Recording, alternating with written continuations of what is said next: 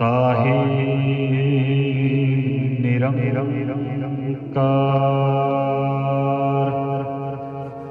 सच्चा हो परवरदिगार।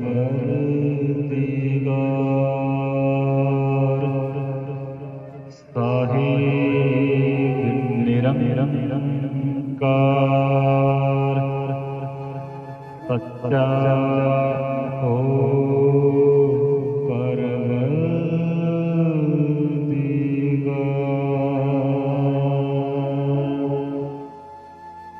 साहिब सत करतार सूफी दरबार पहुंचिया होइयां सारियां संगतां नूं दरबार पर पहुंचण ते हार्दिक अभिनंदन। इसे तरह हर वीरवार साहिब सानू इस दरबार ते बुला करके सिमरन करन दा लाहा सत्संग करन दा लाहा सानू देंदे हने। मेरे साहिब दी बहुत अपार कृपा है जिस सदका सारी संगत शांतमई ते प्रेम दे नाल सिमरन सेवा ते सत्संग करदे।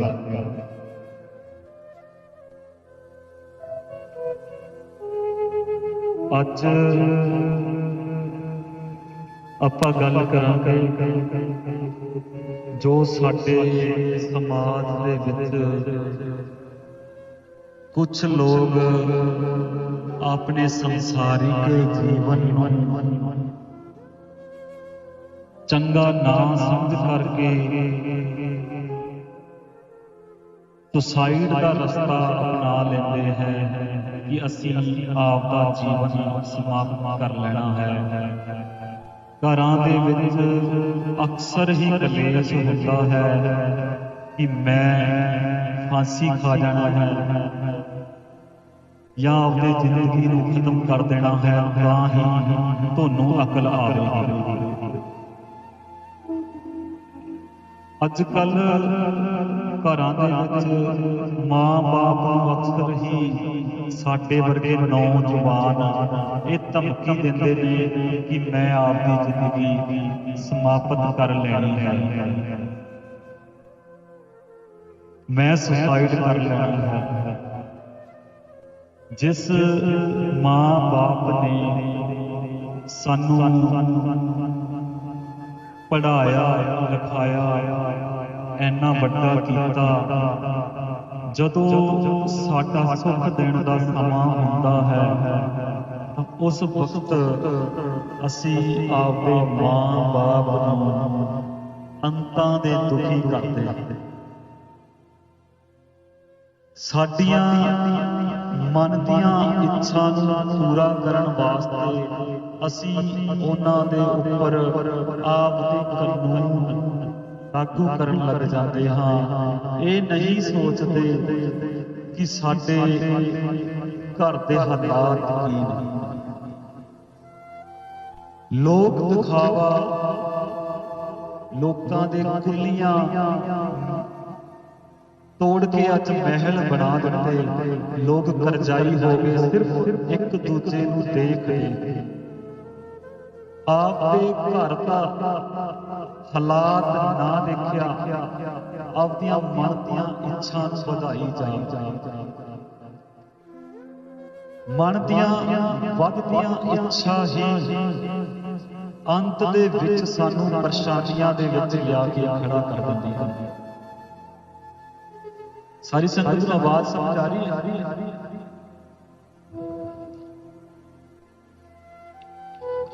इसे तरह दी एक कहानी है।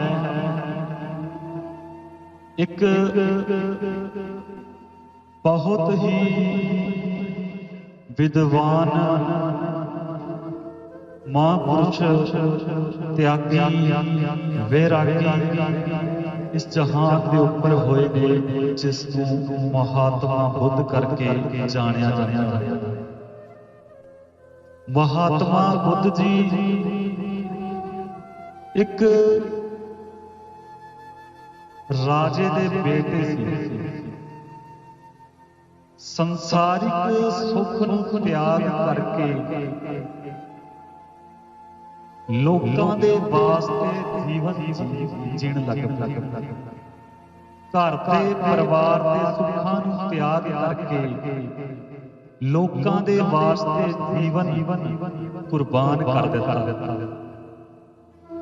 महात्मा बुद्ध जी नूं उस वक्त ठेस लगी जद ओह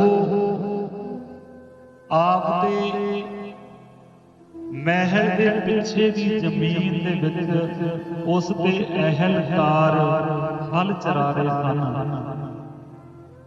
महात्मा बुद्ध जो जवान हो चुके सी, जदों ओह जमीन दे विच पिछे गए तां ओह देखदे हन कि अनेकां ही धरती दे विच रहण वाले जीव जो हल चलन करके पट्टे जा रहे हैं ते मर रहे हैं, तड़फ रहे हैं।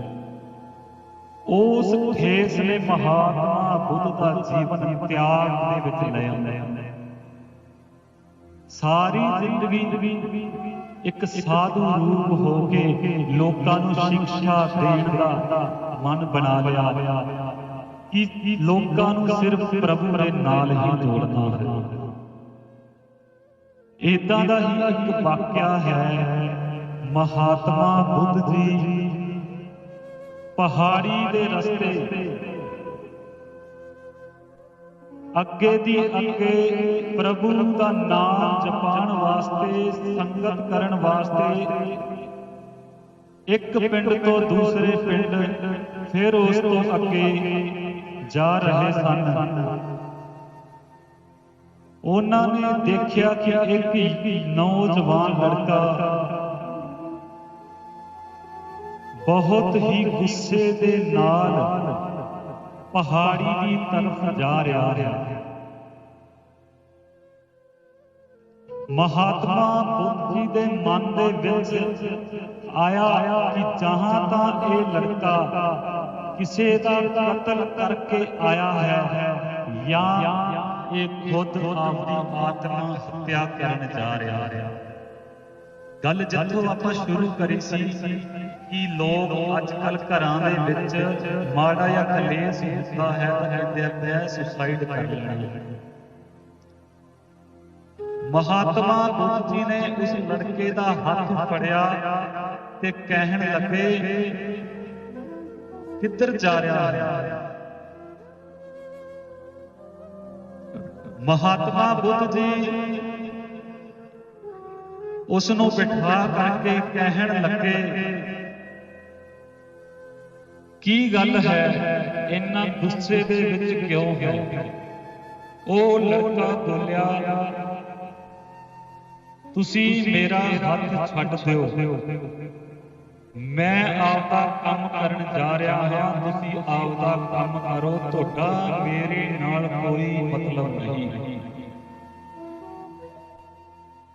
महात्मा बुद्ध जी ने उसका हाथ नहीं छड्डिया।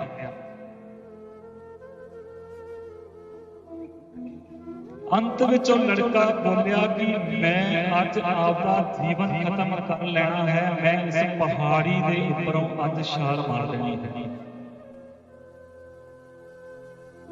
महात्मा बुद्ध जी बोले, बेटा मैं तेनू रोकांगा नहीं कि तू सुसाइड ना कर, आपदा जीवन समाप्त ना कर, मैं तेनू रोकांगा नहीं, पर एक मिनट खड़ के, एक पल खड़ के मेरी एक बेनती है, तू सुन ले। वो कहन लगा, महात्मा जी दसो, जल्दी दसो, जो भी तुहाडी बेनती है मैनूं सुनाओ। महात्मा बुद्ध जी ने उसनूं बिठा लिया, बिठा करके कहन लगे, अखां बंद कर ले ਲੰਬੇ ਸਾਹ ਲੈ ਤੇ ਆਪਦੇ ਹੱਥਾਂ ਨੂੰ ਫੈਲਾ ਕਰਕੇ ਬੈਠ ਜਾ। ਉਹ ਲੜਕਾ ਬੋਲਿਆ, ਮਹਾਤਮਾ ਜੀ, ਮੈਂ ਪਹਿਲਾਂ ਹੀ ਬਹੁਤ ਪਰੇਸ਼ਾਨ ਹਾਂ, ਤੁਸੀਂ ਮੈਨੂੰ ਤੰਗ ਨਾ ਕਰੋ। ਕਈ ਵਾਰ ਘਰ ਦੇ ਬਜ਼ੁਰਗ ਜਦੋਂ ਸਾਨੂੰ ਕੋਈ ਚੰਗੀ ਸਲਾਹ ਦਿੰਦੇ ਹਨ ਤੇ ਆਪਾਂ ਉਹਨਾਂ ਦੀ ਗੱਲ ਸੁਣਦੇ ਹੀ ਨਹੀਂ। ਸੁਣਦੇ ਕਿਉਂ ਨਹੀਂ? ਆਪਾਂ ਨੂੰ ਐ ਹੁੰਦਾ ਹੈ ਕਿ ਆਪਾਂ ਹੀ ਸਿਆਣੇ ਹਾਂ, ਦੁਨੀਆ ਸਾਰੀ ਮੂਰਖ। ਕੋਈ ਬੋਲ ਰਿਹਾ ਹੈ ਤਾਂ ਉਸਦਾ ਜੋ ਵੀ ਕਹਿਣ ਦਾ ਤਰੀਕਾ ਹੈ ਉਸ ਨੂੰ ਸੁਣ ਲੈਣਾ ਚਾਹੀਦਾ। ਦੁਬਾਰਾ ਫਿਰ ਮਹਾਤਮਾ ਬੁੱਧ ਜੀ ਬੋਲੇ, ਮੇਰੀ ਇੱਕ ਹੀ ਬੇਨਤੀ ਹੈ, ਤੂੰ ਬੈਠ ਜਾ। ਬੈਠ ਕਰਕੇ ਥੋੜੀ ਦੇਰ ਲੰਬੇ ਸਾਹ ਲੈ ਔਰ ਅੱਖਾਂ ਬੰਦ ਕਰਕੇ ਬੈਠ ਜਾ, ਆਪਦੇ ਹੱਥਾਂ ਨੂੰ ਫੈਲਾ ਲੈ। ਉਹ ਕਹਿਣ ਲੱਗਾ, ਮਹਾਤਮਾ ਜੀ ਚਲੋ, ਉਸ ਤੋਂ ਬਾਅਦ ਤੁਸੀਂ ਮੈਨੂੰ ਜਾਣ ਦਿਓਗੇ। ਮਹਾਤਮਾ ਬੁੱਧ ਜੀ ਦਾ ਕਹਿਣਾ ਮੰਨ ਕਰਕੇ ਉਹ ਲੜਕਾ ਅੱਖਾਂ ਬੰਦ ਕਰਕੇ ਬੈਠ ਗਿਆ। ਬੈਠ ਕੇ ਲੰਬੀ ਸਾਹ ਲੈਣ ਲੱਗਾ। ਸਾਹ ਲੈ ਕੇ ਜਦੋਂ ਉਸਨੂੰ 10 ਮਿੰਟ ਹੋ ਗਏ ਤਾਂ ਮਹਾਤਮਾ ਬੁੱਧ ਜੀ ਬੋਲੇ, ਬੇਟਾ ਤੂੰ ਹੁਣ ਜਾ ਸਕਦਾ ਹੈ। ਜੋ ਤੂੰ ਕਿਰਿਆ ਕਰਨ ਵਾਸਤੇ ਆਇਆ ਸੈਂ ਤੂੰ ਕਰ ਲੈ। ਮਰਨ ਆਇਆ ਸੈਂ ਤਾਂ ਤੂੰ ਮਰ ਸਕਦਾ ਹੈ। ਹੁਣ ਮੈਂ ਤੈਨੂੰ ਰੋਕਾਂਗਾ ਨਹੀਂ। ਲੜਕਾ ਉੱਠ ਕਰਕੇ ਪਹਾੜੀ ਦੀ ਤਰਫ ਜਾਣ ਲੱਗਾ। ਜਦ ਪਹਾੜੀ ਦੇ ਪਾਸ ਆਇਆ ਤਾਂ ਜਦੋਂ ਪਹਾੜੀ ਤੋਂ ਛਾਲ ਮਾਰਨ ਲੱਗਾ, ਇੱਕ ਕਦਮ ਹਾਲੇ ਅੱਗੇ ਕਰਿਆ ਹੀ ਸੀ ਕਿ ਇੱਕਦਮ ਹਿਰਦੇ ਦੇ ਵਿੱਚ ਭੈ ਆਇਆ। ਭੈ ਆਉਣ ਨਾਲ ਛਾਲ ਮਾਰਨ ਤੋਂ ਡਰ ਗਿਆ। ਵਾਪਿਸ ਮੁੜ ਕਰਕੇ ਜਦੋਂ ਆ ਰਿਹਾ ਸੀ ਤਾਂ ਮਹਾਤਮਾ ਬੁੱਧ ਜੀ ਉੱਥੇ ਹੀ ਉਸ ਨੂੰ ਉਡੀਕ ਰਹੇ ਸਨ। ਮਹਾਤਮਾ ਬੁੱਧ ਜੀ ਨੂੰ ਦੇਖ ਕਰਕੇ ਆ ਕੇ ਕਹਿਣ ਲੱਗੇ, ਤੁਹਾਡੇ ਵਰਗਾ ਯੋਗੀ ਮੈਂ ਅੱਜ ਤੱਕ ਨਹੀਂ ਦੇਖਿਆ। ਮੈਨੂੰ ਤੁਸੀਂ ਦੱਸੋ, ਜਿਸ ਵਕਤ ਮੈਂ ਆਇਆ ਸੀ ਮੈਂ ਇੰਨਾ ਗੁੱਸੇ 'ਚ ਸਾਂ ਕਿ ਮੈਂ ਛਾਲ ਮਾਰਨ ਦਾ ਮਨ ਬਣਾ ਲਿਆ ਸੀ, ਪਰ ਹੁਣ ਤੁਸੀਂ ਮੈਨੂੰ ਬੈਠਾਇਆ ਤੇ ਮੇਰੀ ਹਿੰਮਤ ਨਹੀਂ ਹੋਈ ਕਿ ਮੈਂ ਪਹਾੜੀ ਦੇ ਉੱਪਰੋਂ ਛਾਲ ਮਾਰ ਦੇਵਾਂ। ਮਹਾਤਮਾ ਬੁੱਧ ਜੀ ਫਰਮਾਨ ਲੱਗੇ, ਬੇਟਾ ਜਿਸ ਵਕਤ ਤੂੰ ਆਇਆ ਸੀ ਤੇਰੇ ਅੰਦਰ ਕਰੋਧ ਸੀ। ਕਰੋਧ ਹੋਣ ਕਰਕੇ ਤੇਰੇ ਅੰਦਰੋਂ ਭੈ ਵੀ ਖਤਮ ਹੋ ਗਿਆ ਸੀ। ਜਦੋਂ ਇਨਸਾਨ ਦੇ ਅੰਦਰ ਕਰੋਧ ਵੱਧ ਜਾਂਦਾ ਹੈ ਤਾਂ ਮਾਂ ਬਾਪ ਦਾ ਭੈ, ਯਾਰਾਂ ਮਿੱਤਰਾਂ ਦਾ ਭੈ ਖਤਮ ਹੋ ਜਾਂਦਾ ਹੈ। ਮਹਾਤਮਾ ਬੁੱਧ ਜੀ ਦੀ ਇਹ ਗੱਲ ਸੁਣ ਕੇ ਕਹਿਣ ਲੱਗਾ, ਮਹਾਰਾਜ ਤੁਸੀਂ ਮੇਰੇ ਨਾਲ ਇਹ ਕੀ ਕਰਿਆ? ਮਹਾਤਮਾ ਬੁੱਧ ਜੀ ਬੋਲੇ, ਮੈਂ ਤੈਨੂੰ ਕੋਈ ਜੁਗਤੀ ਨਹੀਂ ਦੱਸੀ ਐਸੀ, ਕੋਈ ਤੇਰੇ ਉੱਪਰ ਮੰਤਰ ਨਹੀਂ ਮਾਰਿਆ। ਜੋ ਕਰਿਆ ਹੈ ਤੂੰ ਆਪ ਕਰਿਆ ਹੈ। ਤੂੰ ਬੈਠ ਕਰਕੇ 10 ਮਿੰਟ ਲੰਬੇ ਸਾਹ ਲਏ, ਅੱਖਾਂ ਬੰਦ ਕਰਕੇ, ਤਾਂ ਤੇਰਾ ਮਨ ਸ਼ਾਂਤ ਹੋ ਗਿਆ, ਕਰੋਧ ਥੱਲੇ ਆ ਗਿਆ। ਇਸ ਕਰੋਧ ਦੀ ਵਜ੍ਹਾ ਦੇ ਨਾਲ ਤੂੰ ਅੱਜ ਆਪਦਾ ਜੀਵਨ ਸਮਾਪਤ ਕਰ ਲੈਣਾ ਸੀ। ਅਸੀਂ ਆਪਦਾ ਜੀਵਨ ਕਰੋਧ ਦੇ ਨਾਲ ਹੀ ਸਮਾਪਤ ਕਰਦੇ ਹਾਂ। ਜਿੰਨਾ ਸਾਡਾ ਕਰੋਧ ਵੱਧਦਾ ਜਾਂਦਾ ਹੈ ਓਨਾ ਹੀ ਸਾਡੇ ਸੰਸਾਰਿਕ ਜੀਵਨ ਦੇ ਦੁੱਖ ਵੱਧਦੇ ਜਾਂਦੇ ਹਨ। ਉਹ ਲੜਕਾ ਬੋਲਿਆ, ਮਹਾਰਾਜ ਜੀ ਮੈਨੂੰ ਤੁਹਾਡਾ ਤੁਸੀਂ ਸ਼ਿਸ਼ ਬਣਾ ਲਓ। ਮੈਂ ਤੁਹਾਡੇ ਚਰਨਾਂ ਦੇ ਵਿੱਚ ਰਹਿ ਕੇ ਜੀਵਨ ਬਿਤਾਉਣਾ ਚਾਹੁੰਦਾ ਹਾਂ। महात्मा बुद्ध जी बोले, पहला तू आपदे घर जाएगा, असल सफर तेरा तेरे घर तो ही शुरू होएगा। मैं कई बार कहता हुंदा हां, घर दे पीर वफा करके बाहर किते भी पीर नहीं मनदे। जे साडे घर दे पीर साडे मां बाप नूं असीं हिरदिਆਂ ਨੂੰ दुख दिंदे हां ते बाहर किते भी पीर नहीं मनदे। असीं किसे स्थान ते भी चले जाइए, मां बाप नूं छड्ड करके कोई भी देवी देवता साडे उपर खुश नहीं हुंदा। महात्मा बुद्ध जी की गल सुन करके घर जाने वास्ते वह बच्चा जो तैयार हो गया, जो थोड़ी देर पहला मरण वास्ते घर के कलेश तो जा रहा। महात्मा बुद्ध जी बोले, तू उस वक्त जावी जिस वक्त घर दे विच सारे सुते पए हो, पहले पैर जड़ी। महात्मा बुद्ध जी की गल मन करके रात नूं 1:30 बजे के समय वो लड़का जदों अपने घर वड़िया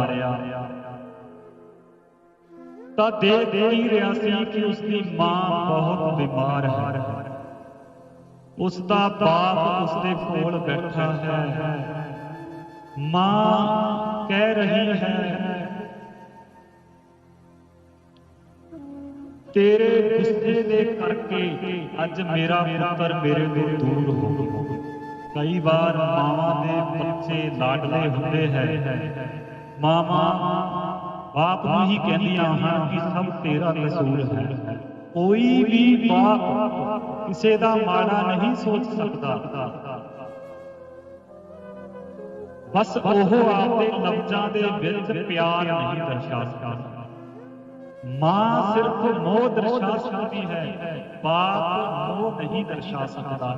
बाप जो भी कहता है वो गुस्से दे विच ही कहता है। जदों ये गल्लां उसके कंनां विच पै रहियां सन तां उसका बाप बोलिया, भाग बने मैं उसका माड़ा बड़ा सोच रहा सी, मैं भी उसनूं बहुत प्रेम करता हाँ। मैनू पता है मेरा पुत्र बहुत बड़ा ज्ञानी बन चुका है, लोकां नूं राजनीति के गुण सिखांदा है। ओही लड़का लोकां नूं राजनीति के गुण सिखांदा सी। मेरा कसूर सिर्फ इन्ना है कि मैं उस दे पंडाल दे विच बैठ करके उस दियां कमियां उस नूं गिनांदा सी, क्योंकि जेड़े लोग उसकी सभा नूं सुनन वास्ते आउंदे सन, उन्हां दे विचों कोई भी उठ करके उस नूं सवाल नहीं करदा सी, उस दियां कमियां उस नूं नहीं दसदा सी। मैं सिर्फ यही चाहता हाँ कि मेरा पुत्र इतना ज्ञानवान हो चुका है, किते इसके अंदर कोई ऐसा हंकार ना आ जाए। इस करके मैं उसकी भरी सभा दे विच ही उसनूं सवाल करता हुंदा सा। इस गल तो गुस्से हो करके वो मेरे नाल उखड़िया रहता सी, क्योंकि असी कई बार बहुते सियाने हो जाते हैं, असी सोचते हैं साडे यार दोस्त ही सानू चंगी सलाह देंदे हैं। कई बार मां बाप सानू रोकते हैं कि भाई वेले दे नाल घर आ जाया कर। असी कहते हैं माता मैं हुण छोटा नहीं, कोई बच्चा नहीं, मैं जो कर रहा ठीक कर रहा। ओह बाप कहन लगा, गुस्सा मैनूं उस दिन आया जिस दिन राजनीति दा सभा नूं नबेड़ करके वो बड़ा खुश सी ते एक दिन उस दे दोस्तां ने उस नूं मदीरा पान करवा दिता, दारू पिया दिता। ਜਦੋਂ ਇਹ ਗੱਲ ਮੈਨੂੰ ਪਤਾ ਲੱਗੀ ਤਾਂ ਮੈਂ ਉਸ ਦੇ ਯਾਰਾਂ ਦੋਸਤਾਂ ਦੇ ਵਿੱਚ ਜਾ ਕਰਕੇ ਇੱਕ ਥੱਪੜ ਮਾਰਿਆ। ਉਸ ਥੱਪੜ ਦੀ ਵਜ੍ਹਾ ਦੇ ਨਾਲ ਉਹ ਮੇਰੇ ਤੋਂ ਰੁੱਸ ਕਰਕੇ ਚਲਾ ਗਿਆ। ਉਹ ਬੇਟਾ ਬਾਪ ਦੇ ਇਸੇ ਗੁੱਸੇ ਕਰਕੇ ਚਲਾ ਗਿਆ ਸੀ ਕਿ ਮੈਂ ਇੰਨਾ ਵੱਡਾ ਗਿਆਨੀ, ਇੰਨਾ ਵੱਡੇ ਇਕੱਠ ਨੂੰ ਮੈਂ ਸਮਝਾ ਰਿਹਾ ਹਾਂ, ਮੇਰਾ ਬਾਪ ਮੈਨੂੰ ਥੱਪੜ ਮਾਰੇ, ਮੇਰੀ ਹਾਨੀ ਕਰਦਾ ਹੈ। ਇੱਕ ਬਾਪ ਨੂੰ ਸਜ਼ਾ ਦੇਣ ਵਾਸਤੇ ਇਹੀ ਹੁੰਦਾ ਹੈ ਕਿ ਜਦੋਂ ਜਵਾਨ ਪੁੱਤਰ ਜਹਾਨ ਤੋਂ ਚਲਾ ਜਾਵੇ ਤਾਂ ਬਾਪ ਦਾ ਦੁੱਖ ਕੋਈ ਵੀ ਨਹੀਂ ਸਮਝ ਸਕਦਾ।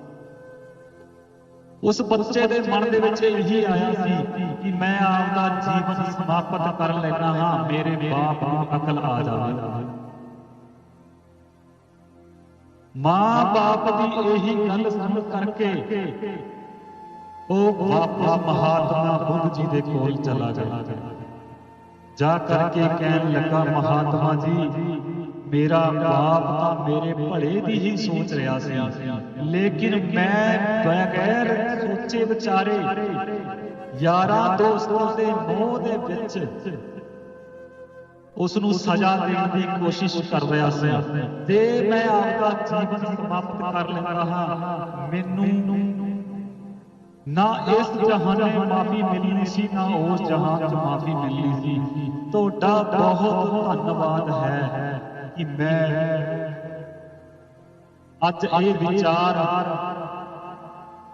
ਮੇਰੇ ਅੰਦਰ ਗ੍ਰਹਿਣ ਹੋਏ ਤੇ ਮੈਂ ਆਪਦੇ ਜੀਵਨ ਨੂੰ ਬਚਾ ਸਕਿਆ। ਤਾਂ ਮਹਾਤਮਾ ਬੁੱਧ ਜੀ ਬੋਲੇ, ਐਸਾ ਕੋਈ ਵੀ ਗਿਆਨ ਨਹੀਂ ਹੈ ਜੋ ਬੰਦੇ ਨੂੰ ਆਤਮ ਹੱਤਿਆ ਕਰਨ ਵਾਸਤੇ ਕਹਿੰਦਾ ਹੋਵੇ। ਤੂੰ ਐਡਾ ਵੱਡਾ ਰਾਜਨੀਤੀਕਾਰ, ਇੰਨੇ ਲੋਕੀ ਤੇਰੇ ਕੋਲ ਸਲਾਹ ਲੈਣ ਆਉਂਦੇ ਹੈ, ਤੈਨੂੰ ਇਹ ਗਿਆਨ ਨਹੀਂ ਸਿਖਾਉਂਦਾ ਕਿ ਤੂੰ ਮੌਤ ਕਰ ਲੈ, ਆਤਮ ਹੱਤਿਆ ਕਰ। ਫਿਰ ਉਸ ਬੱਚੇ ਨੇ ਮਹਾਤਮਾ ਬੁੱਧ ਜੀ ਦੇ ਨਾਲ ਸਾਰਾ ਜੀਵਨ ਆਪਦੀਆਂ ਸਭਾ ਯਾਰ ਦੋਸਤ ਛੱਡ ਕਰਕੇ ਪਰਮੇਸ਼ਵਰ ਦੇ ਪ੍ਰਤੀ ਪ੍ਰੇਮ ਪ੍ਰਗਟ ਕਰਕੇ ਨਾਮ ਸਿਮਰਨ ਜਪਿਆ। ਏਦਾਂ ਹੀ ਅਸੀਂ ਘਰਾਂ ਦੇ ਵਿੱਚ ਗੁੱਸੇ ਹੋ ਕਰਕੇ ਸੋਚਦੇ ਹਾਂ ਕਿ ਮਾਂ ਬਾਪ ਨੂੰ ਸਿਰਫ ਡਰਾਉਣਾ ਹੀ ਹੈ ਕਿ ਮੈਂ ਸੁਸਾਈਡ ਕਰ ਲੈਣਾ ਹੈ। ਇਹਨਾਂ ਚੀਜ਼ਾਂ ਤੋਂ ਸਾਡੇ ਨੌਜਵਾਨ ਬੱਚੇ ਭੈਣਾਂ ਇਹਨਾਂ ਨੂੰ ਬਚਣਾ ਚਾਹੀਦਾ ਹੈ। ਕ੍ਰੋਧ ਦੇ ਵਿੱਚ ਜਦੋਂ ਕ੍ਰੋਧ ਹੁੰਦਾ ਹੈ ਉਦੋਂ ਫੈਸਲਾ ਅਸੀਂ ਨਹੀਂ ਕਰ ਸਕਦੇ ਕਿ ਕੀ ਸਹੀ ਕਰ ਰਹੇ ਹਾਂ, ਕੀ ਗਲਤ ਕਰ ਰਹੇ ਹਾਂ। ਕ੍ਰੋਧ ਵਿੱਚ ਜੋ ਵੀ ਅਸੀਂ ਕੀਤਾ ਹੁੰਦਾ ਹੈ ਉਸ ਦਾ ਸਿਰਫ ਇੱਕ ਹੀ ਫਲ ਮਿਲਦਾ ਹੈ, ਪਛਤਾਵਾ। ਪਛਤਾਵੇ ਤੋਂ ਉੱਪਰ ਕੁਝ ਵੀ ਨਹੀਂ ਮਿਲਦਾ। ਆਪਦੇ ਗੁੱਸੇ ਨੂੰ ਸ਼ਾਂਤ ਕਰੀਏ। ਇਹ ਸ਼ਾਂਤ ਹੋਏਗਾ ਸਿਮਰਨ ਦੇ ਨਾਲ। ਜਿੰਨਾ ਚਿਰ ਅਸੀਂ ਪ੍ਰਭੂ ਦੇ ਪ੍ਰੇਮ ਦੇ ਵਿੱਚ ਨਹੀਂ ਭਿੱਜਦੇ, ਜੋ ਅਸੀਂ ਸਿਮਰਨ ਕਰਦੇ ਹਾਂ ਕੰਨਾਂ ਦੇ ਰਾਹੀਂ ਉਸ ਨੂੰ ਅੰਦਰ ਨਹੀਂ ਲੈ ਕੇ ਜਾਂਦੇ, ਅੰਦਰ ਲਿਜਾ ਕਰਕੇ ਉਸ ਨੂੰ ਆਪਦੇ ਜੀਵਨ ਦੇ ਵਿੱਚ ਨਹੀਂ ਅਪਣਾਉਂਦੇ, ਤਾਂ ਸਾਨੂੰ ਸਾਡੀ ਆਤਮਿਕ ਸ਼ਾਂਤੀ ਕਦੇ ਚਿੱਤ ਦੀ ਨਹੀਂ ਮਿਲ ਸਕਦੀ। ਸਿਰਫ ਧੂਫ ਬੱਤੀਆਂ ਦੀਵੇ ਲਾਉਣ ਨਾਲ ਹੀ ਕੰਮ ਨਹੀਂ ਚੱਲਣਾ। ਦੁਕਾਨਾਂ ਦੇ ਵਿੱਚ ਜਦੋਂ ਦੁਕਾਨਦਾਰ ਲੱਕੜੀ ਦੇ ਵੱਟਿਆਂ ਨੂੰ ਵੀ ਰੋਜ਼ ਸਵੇਰੇ ਸਵੇਰੇ ਬੱਤੀ ਕਰਦਾ ਹੈ, ਉਸ ਦਾ ਸਿਰਫ ਇੱਕ ਹੀ ਮਕਸਦ ਹੁੰਦਾ ਹੈ ਕਿ ਮਾਲਕਾ ਅੱਜ ਧਨ ਬਹੁਤਾ ਆਵੇ, ਕਮਾਈ ਜ਼ਿਆਦਾ ਹੋਵੇ। ਜੇ ਅਸੀਂ ਮੂਰਤੀਆਂ ਸਮਾਧੀਆਂ ਦੇ ਅੱਗੇ ਸਿਰਫ ਦੀਵੇ ਤੇ ਧੂਪ ਬੱਤੀਆਂ ਲਾ ਕੇ ਹੀ ਸੋਚ ਰਹੇ ਹਾਂ, ਫਿਰ ਸਾਡੇ ਚ ਉਹਨਾਂ ਚ ਕੋਈ ਵੀ ਫਰਕ ਨਹੀਂ ਹੈ। ਅਸੀਂ ਜੋਤਾਂ ਧੂਪ ਬੱਤੀਆਂ ਲਾਈਏ ਪਰ ਸਿਮਰਨ ਦੇ ਪਾਸੇ ਧਿਆਨ ਰੱਖੀਏ। ਸਿਮਰਨ ਹੀ ਉੱਤਮ ਹੈ। ਸਰਬ ਰੋਗ ਕਾ ਔਖਦ ਨਾਮ, ਸਾਰੇ ਰੋਗਾਂ ਦੀ ਦਵਾਈ ਸਿਰਫ ਸਿਮਰਨ ਹੀ ਹੈ। ਸਿਮਰਨ ਅਸੀਂ ਤਾਂ ਕਰਾਂਗੇ ਜੇ ਸਾਡਾ ਘਰ ਵਿੱਚੋਂ ਮੋਹ ਥੋੜਾ ਘੱਟ ਹੋਵੇ, ਇਸ ਮੋਹ ਦੀ ਵਜ੍ਹਾ ਦੇ ਨਾਲ ਹੀ ਅਸੀਂ ਸਿਰਫ ਸਵਾਰਥਾਂ ਦੇ ਪਾਸੇ ਧਿਆਨ ਦਿੱਤਾ ਹੈ, ਧਨ ਪਾਸੇ ਧਿਆਨ ਦਿੱਤਾ ਹੈ, ਆਹ ਮਿਲ ਜਾਵੇ ਉਹ ਮਿਲ ਜਾਵੇ, ਸਿਰਫ ਇੱਥੋਂ ਤੱਕ ਹੀ ਸੀਮਿਤ ਰਹਿ ਗਏ। ਇੱਕ ਫਕੀਰ ਨੇ ਪੁੱਛਿਆ ਸੀ, ਬੰਦਾ ਕਹਿਣ ਲੱਗਾ, ਮਹਾਰਾਜ ਮੈਨੂੰ ਇਹ ਦੱਸੋ ਮੋਹ ਕੀ ਹੈ ਤੇ ਇਸ ਤੋਂ ਕਿਵੇਂ ਛੁਟਕਾਰਾ ਮਿਲ ਸਕਦਾ ਹੈ। ਫਕੀਰ ਬੋਲਿਆ, ਤੂੰ ਆਪਦੇ ਬੇਟੇ ਨੂੰ ਕਿੰਨਾ ਪ੍ਰੇਮ ਕਰਦਾ ਹੈ। ਕਹਿਣ ਲੱਗਾ, ਮਹਾਰਾਜ ਮੈਂ ਆਪਣੇ ਬੇਟੇ ਨੂੰ ਬਹੁਤ ਪਿਆਰ ਕਰਦਾ ਹਾਂ।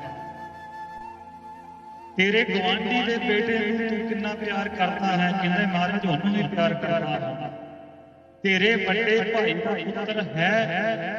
ਹਾਂਜੀ ਮਹਾਰਾਜ, ਵੱਡੇ ਭਾਈ ਦਾ ਵੀ ਪੁੱਤਰ ਹੈ। ਉਹਨੂੰ ਕਿੰਨਾ ਪਿਆਰ ਕਰਦਾ ਹੈ।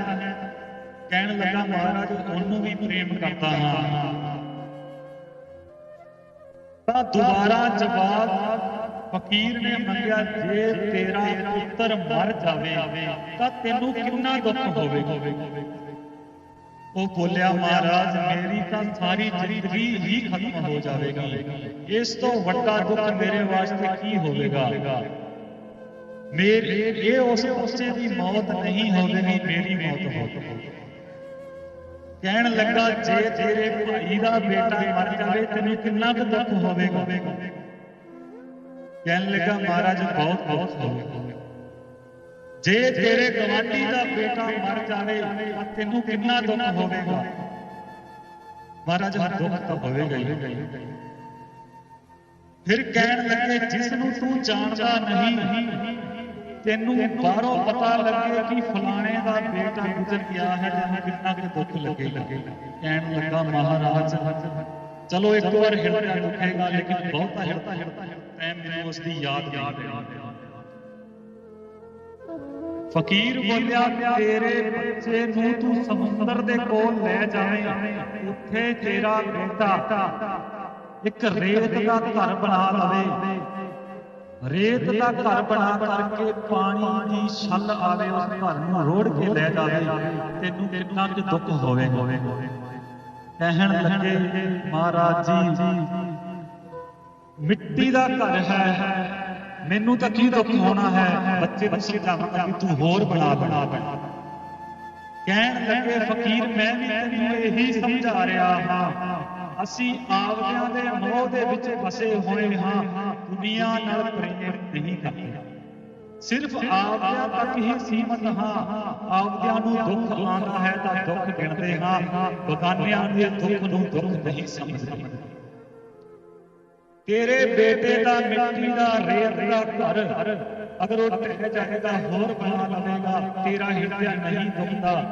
ਤੂੰ ਆਪਦੇ ਬੱਚਿਆਂ ਦੇ ਪੱਕੇ ਮਕਾਨ ਬਣਾ ਕਰਕੇ ਵੀ ਹਲੇ ਵੀ ਹੋਰ ਦੀ ਚਿੰਤਾ ਦੇ ਵਿੱਚ, ਹੋਰ ਬਣ ਜਾਵੇ, ਸਿਰਫ ਬੱਚਿਆਂ ਦੇ ਮੋਹ ਦੇ ਕਰਕੇ। ਜਿੰਨਾ ਤੀਕਰ ਅਸੀਂ ਆਪਦੇ ਮੋਹ ਤੋਂ ਬਾਹਰ ਨਹੀਂ ਨਿਕਲਦੇ, ਜਿੰਨਾ ਸਮਾਂ ਅਸੀਂ ਬੱਚਿਆਂ ਨੂੰ ਕਮਾ ਕਰਕੇ ਦੇਣਾ ਸੀ ਦੇ ਦਿੱਤਾ। ਹੁਣ ਜੋ ਸਮਾਂ ਸਾਡਾ ਆ ਗਿਆ ਹੈ, ਅਸੀਂ ਸਿਮਰਨ ਦੇ ਨਾਲ ਜੁੜੀਏ। ਪਹਿਲੀ ਗੱਲ ਤਾਂ ਬੱਚਿਆਂ ਨੂੰ ਵੀ ਇਹੀ ਸਿੱਖਿਆ ਦਿੱਤੀ ਜਾਵੇ ਕਿ ਉਹ ਸ਼ੁਰੂ ਤੋਂ ਹੀ ਸਿਮਰਨ ਦੇ ਨਾਲ ਜੁੜਨ ਤੇ ਗੁਰੂ ਚਰਨਾਂ ਦੇ ਵਿੱਚ ਰਹਿ ਕਰਕੇ ਪਰਮੇਸ਼ਵਰ ਦਾ ਉਪਦੇਸ਼ ਲੈਣ ਤੇ ਸਿਮਰਨ ਕਰਨ। ਇੱਕ ਫਕੀਰ ਹੋਇਆ ਉਸਮਾਨ ਦਾ ਇੱਕ ਮੁਰੀਦ ਸੀ। ਉਹ ਉਸਦੀ ਸਾਰਾ ਦਿਨ ਸੇਵਾ ਕਰਦਾ ਸੀ। 22 ਸਾਲ ਹੋ ਗਏ ਉਸ ਨੂੰ ਸੇਵਾ ਕਰਦੇ। ਇੱਕ ਵਾਰ ਰਾਤ ਦੇ ਸਮੇਂ ਅੰਗੀਠੀ ਸੇਕ ਰਹੇ ਸੀ। ਅੰਗੀਠੀ ਜੋ ਅਸੀਂ ਅੱਗ ਬਾਲ ਕੇ ਸੇਕਦੇ, ਸਰਦੀ ਦਾ ਸਮਾਂ ਸੀ। ਉਹ ਸੇਕਦੇ ਯਕਦਮ ਠੰਡ ਜ਼ਿਆਦਾ ਹੋਣ ਕਰਕੇ ਉਸਮਾਨ ਬੋਲਿਆ, ਬੇਟਾ ਅੰਗੀਠੀ ਅੰਦਰ ਲੈ ਜਾ, ਇੱਥੇ ਠੰਡ ਜ਼ਿਆਦਾ ਹੋ ਗਈ, ਆਪਾਂ ਅੰਦਰ ਚੱਲਦੇ ਹਾਂ। ਉਹ ਮਰੀਦ ਆਪਦੇ ਮੁਰਸ਼ਦ ਦੇ ਪਿੱਛੇ ਚੱਲਣ ਲੱਗਾ, ਇੱਕਦਮ ਅੰਗੀਠੀ ਚੱਕ ਕੇ ਸਿਰ ਤੇ ਰੱਖ ਲਈ। ਜਿਸ ਟਾਈਮ ਉਹ ਅੰਗੀਠੀ ਸਿਰ ਤੇ ਰੱਖੀ ਤਾਂ ਮੁਰਸ਼ਦ ਬੋਲਿਆ, ਬੇਟਾ ਤੇਰਾ ਸਿਰ ਜਲ ਜਾਏਗਾ, ਤੂੰ ਅੰਗੀਠੀ ਨੂੰ ਹੱਥਾਂ ਚ ਫੜ। ਇੱਕਦਮ ਉਹ ਮਰੀਜ਼ ਸੁੰਨ ਹੋ ਗਿਆ। ਉਸਨੇ ਫੇਰ ਕਿਹਾ, ਬੇਟਾ ਤੇਰਾ ਸਿਰ ਜਲ ਜਾਵੇਗਾ, ਮੈਂ ਤੈਨੂੰ ਕਹਿ ਰਿਹਾ ਕਿ ਇਹ ਅੰਗੀਠੀ ਹੱਥਾਂ ਦੇ ਵਿੱਚ ਫੜ ਲੈ। ਉਹ ਮਰੀਜ਼ ਅੰਗੀਠੀ ਨੂੰ ਨੀਚੇ ਰੱਖ ਕਰਕੇ ਉੱਚੀ ਰੋਣ ਲੱਗ ਪਿਆ। ਉਸਮਾਨ ਫਕੀਰ ਬੋਲਿਆ, ਬੇਟਾ ਮੈਂ ਤਾਂ ਸਿਰਫ ਤੈਨੂੰ ਇਹੀ ਕਿਹਾ ਕਿ ਤੇਰਾ ਸਿਰ ਜਲ ਜਾਵੇਗਾ, ਅੰਗੀਠੀ ਹੱਥਾਂ ਦੇ ਵਿੱਚ ਫੜ ਲੈ, ਤੂੰ ਰੋਣ ਕਿਉਂ ਲੱਗਾ? ਉਹ ਮਰੀਦ ਉੱਠ ਕਰਕੇ ਕਹਿਣ ਲੱਗਾ, ਮਹਾਰਾਜ ਜੇ ਇਹ ਸਿਰ 22 ਸਾਲ ਸੇਵਾ ਕਰਨ ਤੋਂ ਬਾਅਦ ਵੀ ਮੇਰਾ ਹੈ ਤਾਂ ਤੇਰਾ ਨਹੀਂ ਹੋਈ। ਤੁਸੀਂ ਹਾਲੇ ਵੀ ਮੈਨੂੰ ਇਹੀ ਕਹਿ ਰਹੇ ਹੋ ਕਿ ਤੇਰਾ ਸਿਰ ਜਲ ਜਾਵੇਗਾ।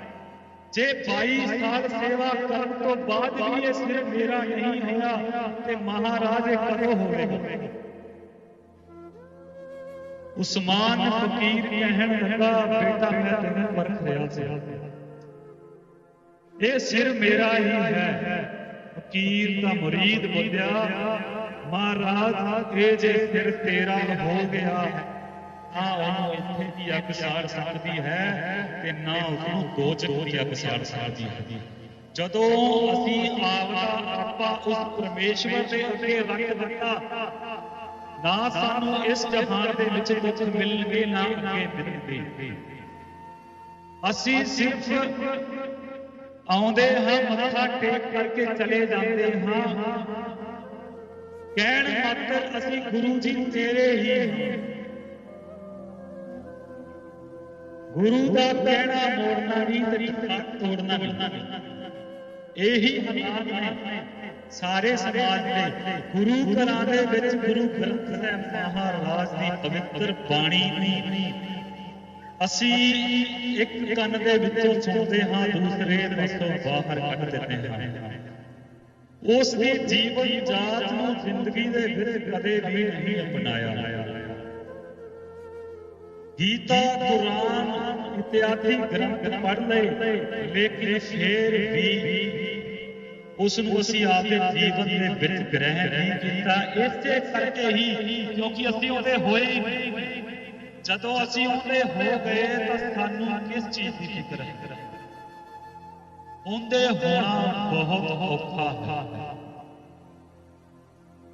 ਇੱਕ ਫਕੀਰ ਨੇ ਪੁੱਛਿਆ ਸੀ, ਮਹਾਰਾਜ ਪਹਿਲਾਂ ਖਲਕਤ ਆਈ ਜਾਂ ਖਾਲਿਕ ਆਇਆ? ਖਾਲਿਕ ਦਾ ਮਤਲਬ ਹੈ ਪਰਮਾਤਮਾ। ਪਹਿਲਾਂ ਪ੍ਰਭੂ ਆਇਆ ਜਾਂ ਭਗਤ ਆਇਆ? ਹੁਣ ਮੈਂ ਸੰਗਤ ਨੂੰ ਵੀ ਪੁੱਛਣਾ ਕਿ ਪਹਿਲਾਂ ਪ੍ਰਭੂ ਆਇਆ ਜਾਂ ਭਗਤ ਆਇਆ? ਇਸ ਦਾ ਕੋਈ ਜਵਾਬ ਨਹੀਂ ਹੋਣਾ ਆਪਣੇ ਕੋਲ। ਜੇ ਪੁਕਾਰਨ ਵਾਲਾ ਨਾ ਹੋਵੇ, ਆਣਾ ਕਿਵੇਂ? ਜੇ ਭਗਤ ਆਇਆ ਹੈ ਤਾਂ ਪ੍ਰਭੂ ਆਇਆ ਹੈ, ਜੇ ਭਗਤ ਨਹੀਂ ਹੁੰਦਾ ਤਾਂ ਪ੍ਰਭੂ ਕਿਤੇ ਨਹੀਂ ਹੈ। ਕਈ ਵਾਰ ਮੈਂ ਕਈ ਗਿਆਨੀ ਸੱਜਣਾ ਦੇ ਨਾਲ ਬੈਠਾ ਹਾਂ, ਉਹ ਡਿਬੇਟ ਕਰਦੇ ਹੈ, ਇੱਕ ਦੂਜੇ ਦੀ ਹਾਨੀ ਕਰਦੇ ਹੈ। ਪਿਛਲੇ ਕੁਝ ਦਿਨਾਂ ਦੇ ਵਿੱਚ ਮੈਂ ਇੱਕ ਵੀਡੀਓ ਦੇਖ ਰਿਹਾ ਸੀ, ਉਹਦੇ ਵਿੱਚ ਇੱਕ ਬੱਚੇ ਨੂੰ ਅੱਗੇ ਕਰਕੇ ਕਿਹਾ ਜਾਂਦਾ ਹੈ ਕਿ ਬੇਟਾ ਤੂੰ ਬਾਬਾ ਜੀ ਨੂੰ ਇਹ ਪੁੱਛ, ਸਭ ਤੋਂ ਪਹਿਲਾਂ ਸੂਰਜ ਕਿੱਥੇ ਚੜ੍ਹਦਾ ਹੈ? ਉਹ ਬਾਬਾ ਜੀ ਨੂੰ ਚਲੋ ਸਵਾਲ ਨਹੀਂ ਪਤਾ ਹੋਵੇਗਾ ਜਾਂ ਸੂਰਜ ਕਿੱਥੇ ਚੜ੍ਹਦਾ ਹੈ, ਤਾਂ ਦੱਸਿਆ ਜਾਂਦਾ ਹੈ ਕਿ ਜਾਪਾਨ ਦੇ ਵਿੱਚ ਸਭ ਤੋਂ ਪਹਿਲਾਂ ਸੂਰਜ ਚੜ੍ਹਦਾ ਹੈ। ਕਿਸੇ ਫਕੀਰ ਨੂੰ ਸਵਾਲਾਂ ਦੇ ਵਿੱਚ ਪਰਖਣਾ ਜਾਂ ਇਤਿਹਾਸ ਪੁੱਛ ਕੇ ਪਰਖਣਾ, ਪਹਿਲੀ ਗੱਲ ਤਾਂ ਸੂਰਜ ਸਦਾ ਹੀ ਚੜ੍ਹਿਆ ਰਹਿੰਦਾ ਹੈ, ਉਹ ਛਿਪਦਾ ਹੀ ਨਹੀਂ। ਕਿਸੇ ਦੀ ਹਾਨੀ ਕਰਨਾ, ਕਿਸੇ ਨੂੰ ਆਪਦੇ ਸਵਾਲਾਂ ਦੇ ਵਿੱਚ ਉਲਝਾ ਕਰਕੇ ਸੋਚਣਾ ਕਿ ਇਸ ਨੂੰ ਕੁਝ ਨਹੀਂ ਪਤਾ, ਇਹ ਵਹਿਮ ਸਾਨੂੰ ਕੱਢ ਦੇਣਾ ਚਾਹੀਦਾ। ਸਾਨੂੰ ਗੁਰੂ ਚਰਨਾਂ ਦੇ ਵਿੱਚ ਜੁੜ ਕਰਕੇ ਪ੍ਰਭੂ ਪਰਮੇਸ਼ਵਰ ਦਾ ਨਾਮ ਜਪਣਾ ਚਾਹੀਦਾ ਹੈ। ਅਰਥਾਂ ਤੋਂ ਦੂਰ ਹੋ ਜਾਓ, ਉਸ ਪਰਮੇਸ਼ਵਰ ਨੂੰ ਪਰਖੋ ਨਾ, ਉਸ ਤੇ ਹੋ ਕੇ ਰਹੋ, ਸਦਾ ਹੀ ਉਹ ਤੁਹਾਡੇ ਨਾਲ ਰਹੇਗਾ, ਤੁਹਾਡੇ ਦੁੱਖਾਂ ਦੇ ਵਿੱਚ ਵੀ ਤੇ ਸੁੱਖਾਂ ਦੇ ਵਿੱਚ ਵੀ। ਤਾਂ ਭਗਤ ਪੁਕਾਰਦਾ ਹੈ ਤਾਂ ਪ੍ਰਭੂ ਆਉਂਦਾ ਹੈ।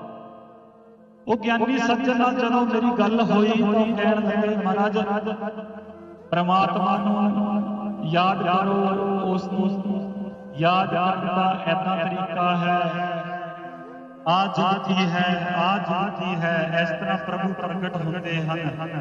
ਤਾਂ ਮੈਂ ਉਸ ਨੂੰ ਇੱਕ ਸਵਾਲ ਕਰਿਆ। ਸਵਾਲ ਕਰਨ ਦਾ ਮਕਸਦ ਇਹ ਨਹੀਂ ਸੀ ਕਿ ਮੈਂ ਉਸ ਨੂੰ ਕੋਈ ਨੀਵਾਂ ਦਿਖਾ ਰਿਹਾ ਸੀ, ਮੈਂ ਸਿਰਫ ਉਹਨੂੰ ਇਹ ਪੁੱਛਣਾ ਚਾਹ ਰਿਹਾ ਸੀ ਕਿ ਪਹਿਲਾ ਪ੍ਰਭੂ ਆਇਆ। ਇਸ ਚੀਜ਼ ਦਾ ਕੋਈ ਜਵਾਬ ਨਹੀਂ ਹੈ। ਜੇ ਪ੍ਰੇਮ ਕਰਨ ਵਾਲਾ ਹੈ ਤਾਂ ਹੀ ਪ੍ਰਭੂ ਆਉਂਦਾ ਹੈ। ਭਗਤ ਹੈ ਤਾਂ ਖਾਲਿਕ ਆਉਂਦਾ ਹੈ।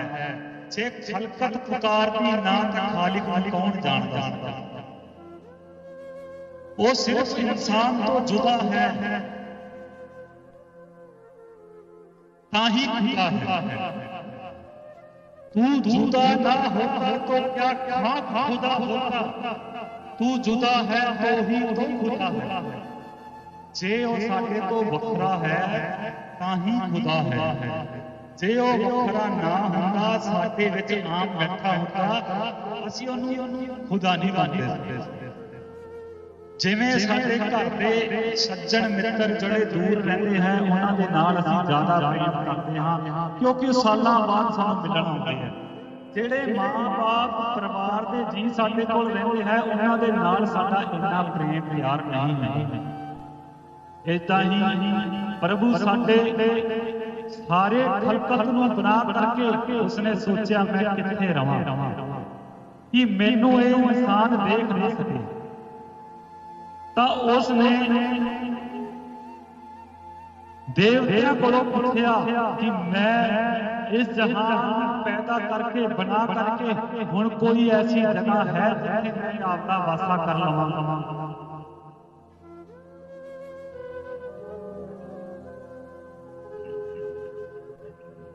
ਉਹ ਕਹਿਣ ਲੱਗੇ ਮਹਾਰਾਜ ਜੀ ਤੁਸੀਂ ਫਲਾਣੇ ਪਹਾੜ ਤੇ ਚਲੇ ਜਾਓ, ਉੱਥੇ ਦੁਨੀਆ ਨਹੀਂ ਪਹੁੰਚ ਸਕਦੀ। ਤਾਂ ਮਹਾਰਾਜ ਬੋਲੇ ਦੁਨੀਆ ਦੇ ਵਿੱਚ ਜੋ ਖਲਕਤ ਬਣਾਈ ਹੈ, ਜੋ ਇਨਸਾਨ ਨਾਮ ਦਾ ਜੀਵ ਧਰਤੀ ਤੇ ਭੇਜਿਆ ਹੈ, ਉਸ ਦੇ ਅੱਗੇ ਕੋਈ ਚੀਜ਼ ਵੀ ਅਸੰਭਵ ਨਹੀਂ। ਉਹ ਮੇਰੇ ਤੱਕ ਵੀ ਪਹੁੰਚ ਸਕਦਾ ਹੈ। ਇਹ ਪਹਾੜ ਦਾ ਚੀਜ਼ ਹੀ ਨਹੀਂ। ਸਾਰਾ ਵਿਚਾਰ ਵਿਮਰਸ਼ ਕਰਨ ਤੋਂ ਬਾਅਦ ਮਹਾਰਾਜ ਨੇ ਕਿਹਾ ਇਹ ਖਾਲਿਕ ਦੀ ਖਲਕਤ ਦੇ ਵਿੱਚ ਹੀ ਮੈਂ ਰਹਿ ਸਕਦਾ ਹਾਂ, ਬੰਦੇ ਦੇ ਅੰਦਰ ਹੀ ਮੈਂ ਨਿਵਾਸ ਕਰ ਲੈਣਾ ਹਾਂ। ਇਹ ਬਾਹਰ ਖੋਜਦਾ ਫਿਰੇਗਾ, ਅੰਦਰ ਦੀ ਖੋਜ ਇਹਨੂੰ ਕਦੇ ਹੀ ਪਤਾ ਨਹੀਂ ਲੱਗਿਆ ਕਿ ਮੈਂ ਇਸ ਦੇ ਅੰਦਰ ਹਾਂ। ਸੱਚ ਜਾਣੋ, ਅਸੀਂ ਅੱਜ ਪਰਮੇਸ਼ਵਰ ਨੂੰ ਅਸਥਾਨਾਂ ਦੇ ਉੱਪਰ ਖੋਜ ਰਹੇ ਹਾਂ। ਸਾਲਾਸਰ ਵਾਲੇ ਹਰਿਦੁਆਰ ਜਾਂਦੇ ਹੈ ਰੱਬ ਨੂੰ ਲੱਭਣ ਵਾਸਤੇ, ਹਰਿਦੁਆਰ ਵਾਲੇ ਸਾਲਾਸਰ ਆਉਂਦੇ ਹੈ।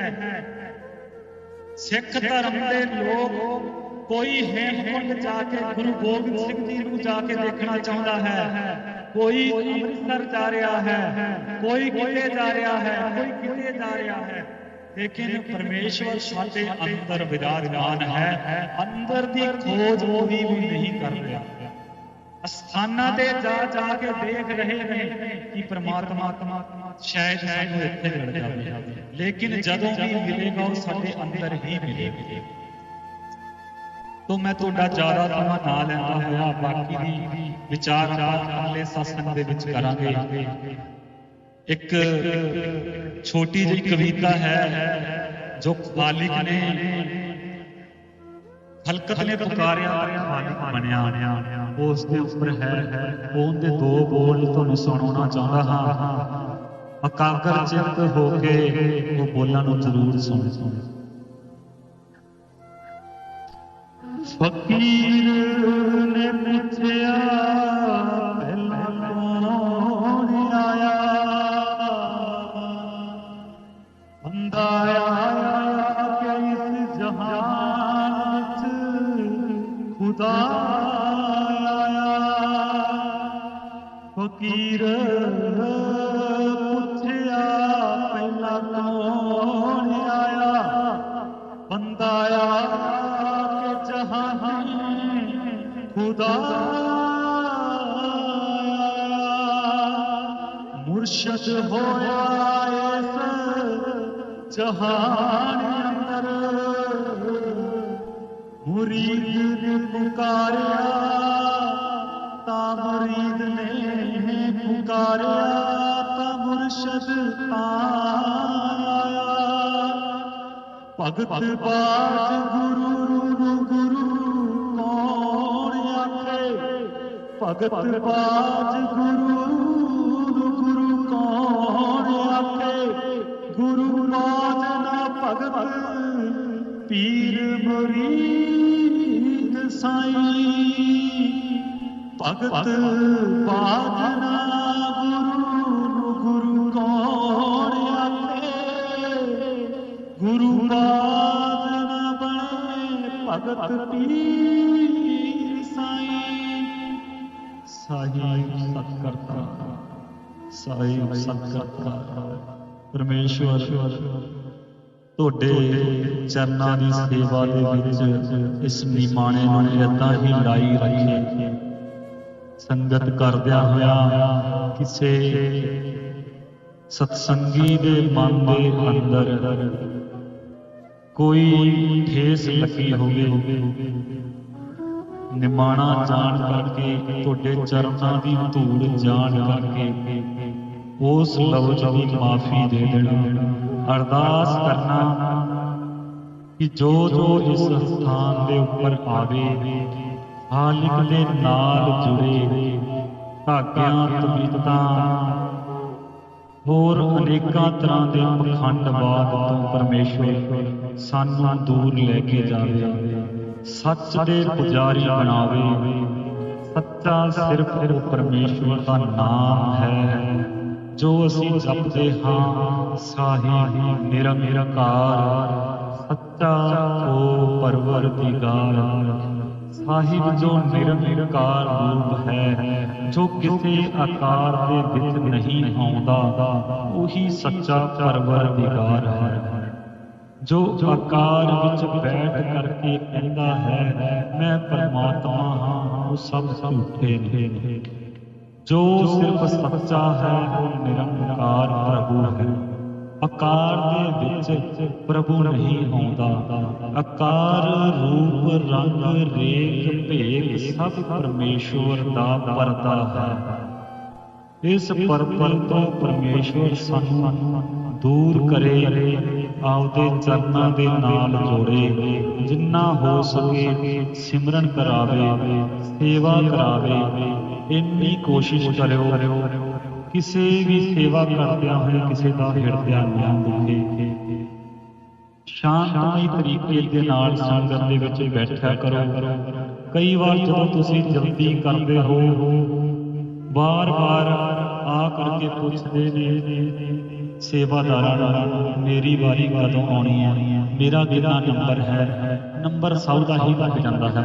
ਮੈਂ ਰੋਜ਼ ਸਵੇਰ ਤੋਂ ਆਉਣਾ ਹਾਂ, ਮੇਰਾ ਹੀ ਨਹੀਂ ਰਹਿ ਜਾਂਦਾ। ਫਸਟ ਦੇ ਵਿੱਚ ਮੈਂ ਇਕੱਲਾ ਹੀ ਰਹਿ ਜਾਂਦਾ, ਸਾਰਿਆਂ ਦਾ ਨੰਬਰ ਲੱਗ ਜਾਂਦਾ ਹੈ। ਸ਼ਾਂਤ ਨਾਲ ਬੈਠਿਆ ਕਰੋ, ਸਿਮਰਨ ਕਰਿਆ ਕਰੋ। ਜੇ ਤੁਹਾਡੇ ਸਿਮਰਨ ਦੇ ਵਿੱਚ ਤਾਕਤ ਹੋਈ ਤਾਂ ਮੈਂ ਅੰਦਰੋਂ ਆਪੇ ਹੀ ਆਵਾਜ਼ ਮਾਰਾਂ।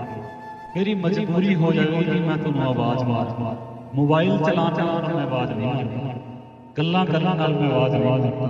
ਜੇ ਤੁਹਾਡੀ ਸਿਮਰਨ 'ਚ ਤਾਕਤ ਹੋਈ, ਤੁਹਾਡੇ ਪੁਕਾਰ ਦੇ ਵਿੱਚ ਤਾਕਤ ਹੋਈ ਤਾਂ ਮੈਨੂੰ ਉੱਠ ਕੇ ਵੀ ਆਉਣਾ ਪੈ ਸਕਦਾ। ਠੀਕ ਹੈ, ਤੇ ਇੰਨੀਆਂ ਬੇਨਤੀਆਂ ਕਬੂਲ ਕਰਨਾ। ਕੋਈ ਗਲਤੀ ਹੋਵੇ ਤਾਂ ਮਾਫੀ ਦੇਣਾ।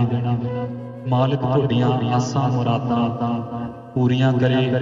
ਇਸ ਫਕੀਰ ਦੇ ਦਰਬਾਰ ਦੇ ਵਿੱਚ ਜੋ ਆਵੇ ਖਾਲੀ ਨਾ ਜਾਵੇ। ਮੇਰੀ ਇਹੀ ਬੇਨਤੀ ਹੈ ਉਸ ਖਾਲਿਕ ਦੇ।